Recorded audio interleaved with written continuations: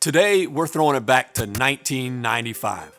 That's right, we're talking old school bubble shafts and brand new carbon wood tech.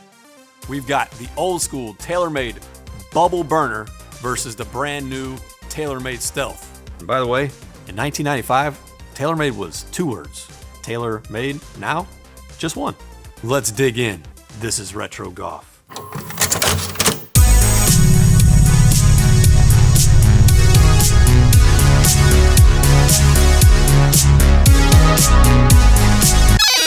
Okay, first off, I'm taking you back almost 30 years to 1995. Braveheart just won an Academy Award for Best Picture. Coolio's Gangster's Paradise was topping the charts. And Taylormade just released this, their first titanium driver with that bubble shaft. In the mid to late 90s, Taylormade Golf actually released 2 iterations of this driver. The one we see here had the K-shaped sole. This was to lower the center of gravity to help with launch. So what actually made the Taylormade Burner Bubble one of the hottest drivers of all time? First off, marketing. This thing was a major differentiator compared to every other driver on the market.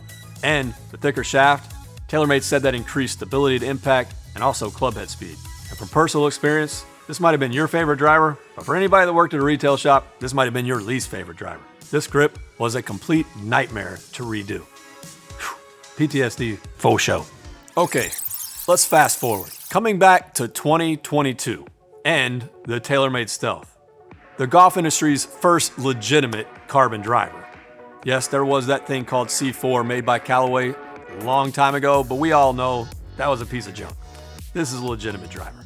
We have covered the Taylormade Stealth extensively on mygolfspy. We've even chopped one open to show everybody what was on the inside.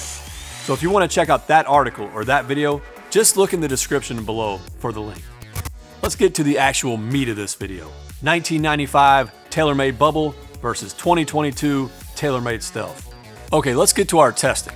Here is how we performed it. We brought in 9 testers in all 3 swing speeds, low, mid, and high. Each tester hit each driver 10 times for a total of 180 shots. All right, first up, high swing speed golfers. So I'm talking to the people out there that have a swing speed of 105 miles an hour and above, the big hitters. Almost as I predicted, after all the years of testing we've done this, it comes down to almost always a yard per year. We're talking 30 years, and guess how many yards difference there is? 30.17 overall. And no, the Burner Bubble did not win. It got destroyed by the Stealth. 30 yards difference. Think about that. If you're somebody out there hitting it 270 yards, now with the Stealth, you're hitting it 300. That's pretty significant. And for those of you out there that care about ball speed, that equated to 8.8, almost 9 miles per hour difference. You might as well be playing a persimmon driver. Next, we've got the mid swing speed. Once again, that is 90 miles an hour to 105 miles an hour. If that's you, here it is. All right, we usually don't see this much difference with mid swing speed. It's almost identical to the high swing speed, 29.37 yards. Basically, same as high swing speed, 30 yards you're giving up. So the average was 214.6 for the Burner Bubble, and with the Stealth, 244. That is significant. Instead of playing a 4-iron, you're playing a 7-iron on your next shot. And back to ball speed again, 8.09. Faster with the Stealth. You might want to recycle that burner. Next set of data is for the slower swing speeds. Anybody out there swinging 90 miles an hour and below, here it is for you. All right, if you didn't think that your swing speed was fast enough to matter which driver you played, think again. If you're out there still playing that Burner Bubble, which I know there are a few of you out there, look at this. 18 yards difference for the Stealth over the Burner Bubble. Not too surprising. I mean, we knew it would be longer, but still 18 yards for swing speeds 90 and below. Once again, crazy significant.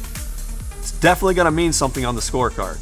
Ball speed numbers of almost 7 mile per hour increase by going from that older club, 30 years technology difference, to the Stealth. Game changer. All right, so here's my thoughts after seeing the data and watching the test. Basically, it's pretty wild to think about it, but the Bubble driver was the Stealth when it came out 30 years ago. And think about how far we've come now, 30 yards. So, technology is obviously important. And when we think about technology, here at mygolfspy, we like to use the term evolutionary, not revolutionary. And what we mean by that is every year, it just ticks up about 1 yard per year. But over 30 years, that is incredibly significant. So if you have a driver that's 5, 10, or 30 years old, like the Bubble, what we would definitely recommend is going out and demoing all the new tech and just see, can it actually help your game? And if your driver is 30 years old, it definitely can. All right, that's the end of Retro Golf today. But we are loving the suggestions that you guys are putting down in the comment section for what you want to see us test. So, what should we test next?